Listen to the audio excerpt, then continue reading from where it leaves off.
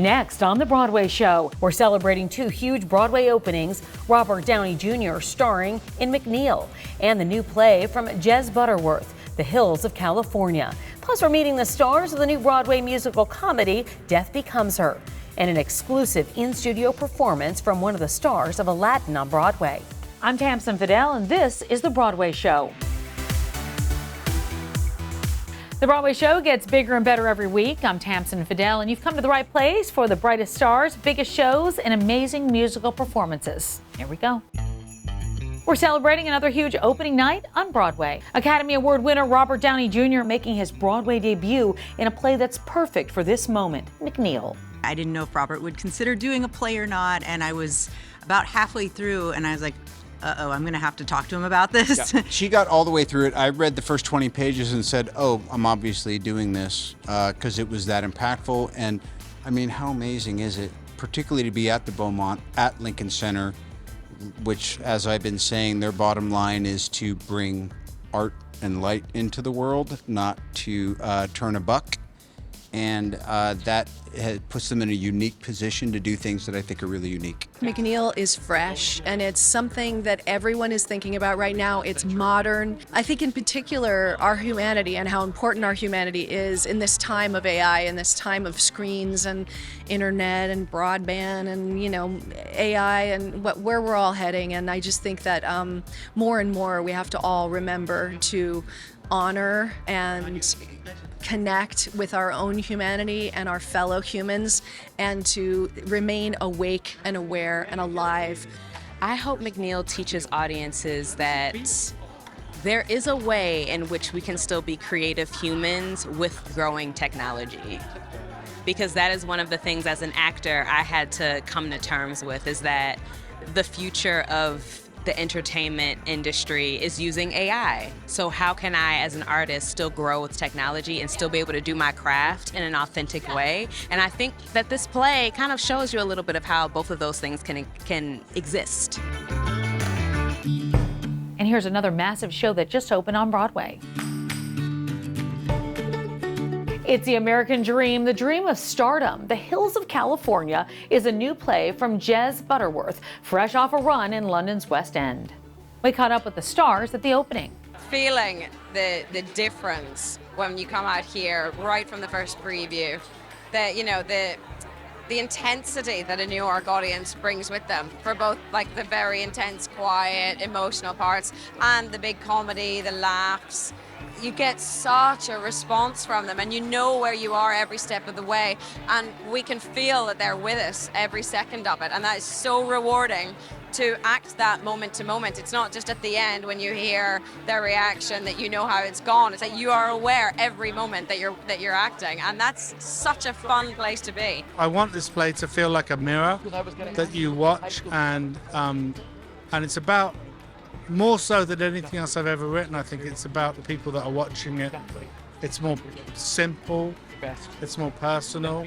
All of us are in families, all of us experience losses, and it's all going to come to an end, and before it does, let's dance and sing. I think it's a very funny play. I think it's a very surprising play, quite original. And I also hope that people think what I thought when I read it, which is about my daughter, my wife and my mother. I feel like generations of women, and I think one of the things that's been most brave about the play is that Jez is writing about women in his life. He has 4 daughters himself, and I think it's remarkable in that regard. So I think there's lots to think of. I think the audience are pleasantly surprised to find out that it's not just a straight play. There's also lots of music in it, and the idea that you can be transported and healed and remade by music. Honestly, I think my family are very musical, and it's been an important part of my childhood. And so I think the idea of these sisters being bonded by singing together, and the journey that the play takes them on, is just lovely. We all have those songs that serve as a memory, serve as a kind of a key to a long forgotten memory, and they unlock something that Jez has really tapped into music as having that power. So I think it really resonates. I think the first little bit of music that we see with Helena and Ophelia, that rapturous applause they got the first time we did it, we were all stood backstage going, oh my goodness, that's very nice. And then the audience very quickly realizing, oh, that's not what we were. There's a lot of like people being like, oh, can we clap? Oh, no, no, we can't. Oh, no. But it was, It's very serious, don't yeah. clap. Oh, but it was good. Oh, but don't clap. Yeah. So Yeah, it's a mixture of that. It's been really funny. Of even Whoever you are and wherever you've come from, everybody's got a family. And everybody has pain and things that have marked them and a childhood and things that they have to try and recover from, or things they want to celebrate, things that they miss, things that they lost in the fire, you know? So I've been so thrilled because they have gone for it. And what Jez has done with this play is show you like all the great tragedies of every fabled house. Mount Olympus exists in this kitchen with these 4 women, and the legacy that their mother left them, and how their whole life they are tasked to try and grapple and come to terms with it themselves and each other. It's everything I want to do.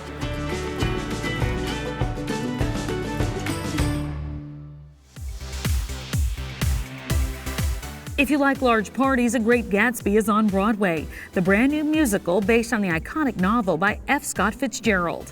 I caught up with Jay Gatsby himself, Jeremy Jordan. Daisy, my waiting is through. If you bring her to me, I'll be indebted to you. How are you feeling about everything at this point?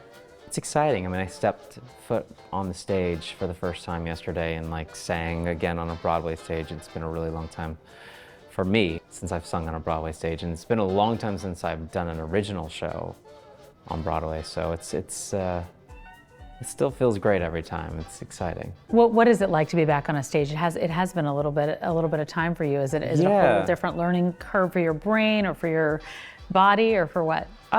You know, I don't know. We're gonna find that out. But you know, doing the 8 shows a week for a long period of time, it's been a minute since I've done that. As I get a little bit older, I'm always looking for ways to like not hurt myself. Before, when I was younger, I was throw it all out there, and you know, you wake up the next morning, you're like, yeah, I'm fine. Doesn't happen like that anymore. Now you understand what 8 shows a week means. I know, exactly. I'm like, oh. It's a little different. I used to think that was not that big of a deal, but and then I had a child that wakes me up early in the morning every day after getting home at 11 plus at night. So You've done a lot of period pieces. I mean, this is one though that written over 100 years ago, and we're talking about some big Hollywood heavyweights that have been in this role before. So what do you want to bring to? What do you want to bring to this one? Yeah, I mean, you're creating your own heavyweight. Yeah, here. First of all, like I've stuck really to the book. Good. I don't know that I've ever seen the Robert Redford version, and I know that I saw the DiCaprio version many years ago, but the thing that I've learned about myself, and I think a lot of people, is that when you see somebody else do an interpretation of the same character or the same work, it's just always there in the back of your mind, and it's harder to really make that fully your own. So like, there's a couple things that I say in the show that I've heard DiCaprio say, and it's still really hard for me to like get his version of that like iconic line out of my head. And so like I try to remove myself from that and sort of create Gatsby from scratch in our own way. And the book is told from a single perspective, which is one of the characters, the character of Nick. And so he really only can guess at the motivations of the other characters and their inner workings. And so that's where we get to kind of play and make discoveries and decide new things. My Gatsby, at least, my sort of first question was like, what kind of person would literally go to the ends of the earth and somehow become the richest person in Long Island over the course of a very short period of time just because he wants to get a girl? Like, that kind of person is not the most stable human being. They're not the most rational of thinkers. He's a little bit neurotic. He's like a little bit, of a control freak. And I think that ultimately ends up being his downfall. But it's really fun to kind of attack it from like, how does someone like that get to be this way?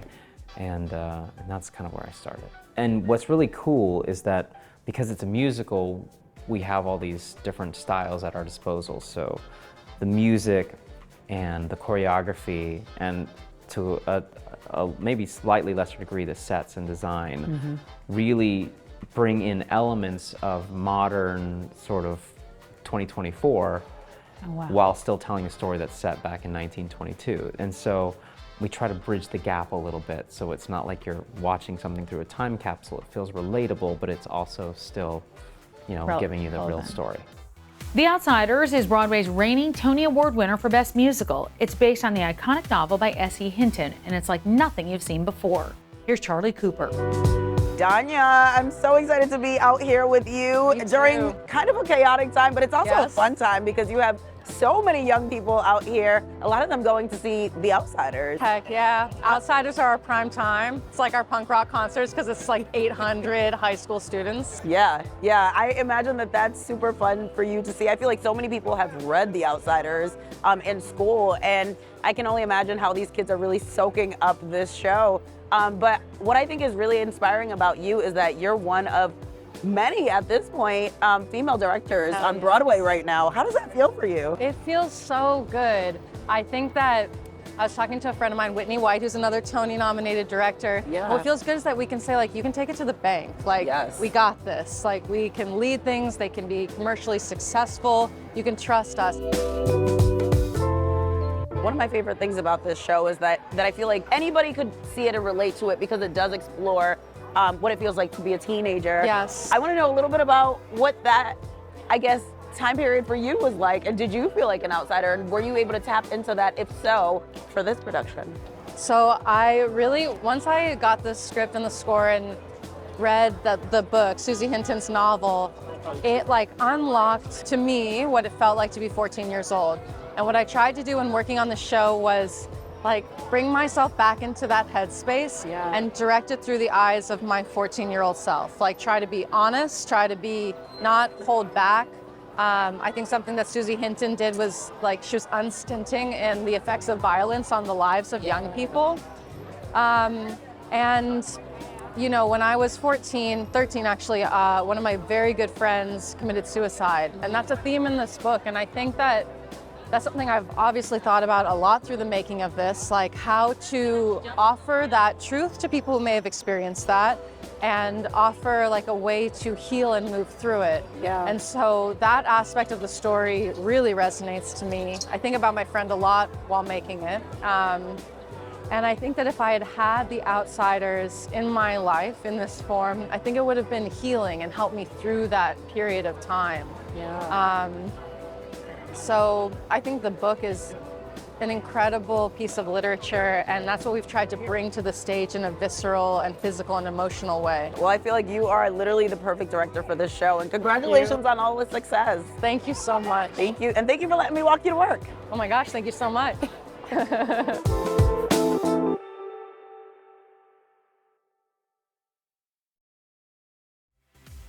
We're taking a look at another one of the amazing shows soon to be headed to Broadway. It's the ultimate fight between frenemies, a grudge that lasts forever. After a magical potion gives them eternal beauty, its death becomes her. Do you know, I just want to see the show. Every time they show us something new, I'm like, I just want to see it.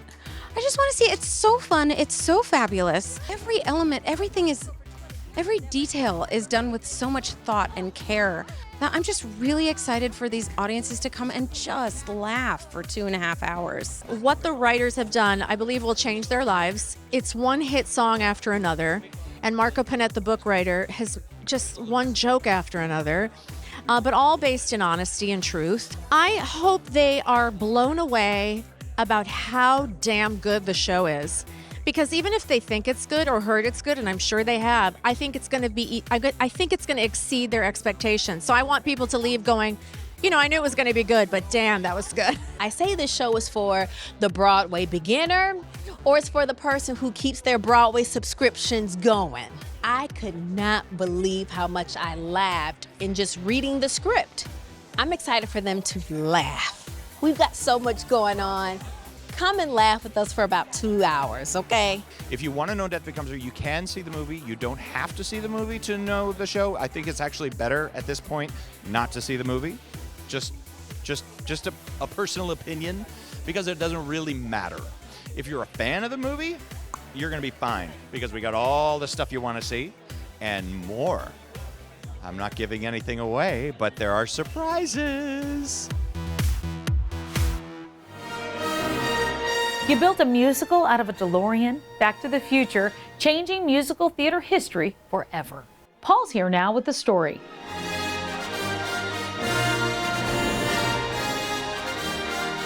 Back to the Future has a great human story under it all. It does. I mean, it is sort of based in sci-fi and time travel and all these sort of big ideas, but it actually is just a beautiful human story about family and friendship and love, and it's just lovely. It really is. The show is kind of constructed like it bookended and interspersed with a lot of very cool technology. Yeah, that is very cool, state of the art. I mean, Yes. really, really very cool. And in the middle of it is an old-fashioned 1955 story. And of course, what's interesting for us is that Marty and I have this motor of we only have this amount of time, and it's life or death. Yeah. And meanwhile, we're around a world that has no idea. They're just sort of a day in the life in 1955 of a kid who's obsessed with a girl and would love nothing more than to spend the rest of his life with her. I also think it really works because the movie, when you think back, so many of the performances were so big and theatrical, like Crispin Glover and Christopher Lloyd, obviously, is Doc Brown. You're not tasked with giving us Christopher Lloyd. Right. But I feel like I got to see such a beautiful, different characterization of this sort of mad scientist guy that we all loved in the 80s. The only thing that I tried to adhere to, which was the great leg up from Christopher Lloyd, was Chris has that kind of unique ability to be able to be both charming and also make an audience feel like anything can happen. He could do anything to surprise you. He's going to do something crazy. And those are things that I love. I love to be both a little subversive on stage with the audience, and also create a feeling of controlled chaos. Let's hear it for the dreamers who never stop believing. One grain of sand becomes a pearl. A great idea can change the world. They can see what others don't, try things others won't. So this one's for the dreamers. You do get a sweet ballad. I mean, you kind of really get to do it all. You know what I mean? I do. I sing that for. That song runs very deep for me. Anybody my age, who has walked in the parade of life, has certainly watched it thin as you look around, and there are many of those in my life that I was very close to that I've lost and the world lost, and all of whom had very big dreams, and to some degree or another saw them through or didn't. We all just try to get on with it and have fun and live to our and dream our biggest adventures can come true. And so I'm sure I'm having a hard time speaking now because it's some of it is very painful for me still, so as it is every night. So This one's for the dreamers like me.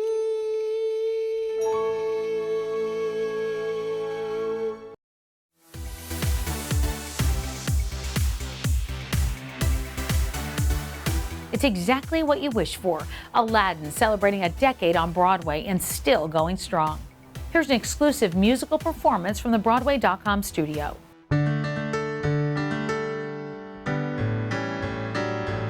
Suitors talk of love, but it's an act merely meant to throw me.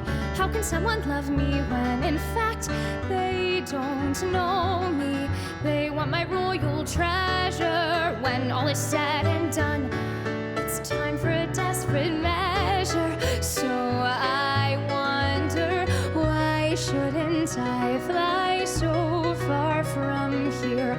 I know the girl I might become here, sad and confined, and always locked behind these palace walls. Why shouldn't I fly so far from here? And that's going to do it for us. But for tickets, or if you want to check out extended cuts of all these interviews, head over to Broadway.com. I'm Tamsin Fidel, and this is The Broadway Show.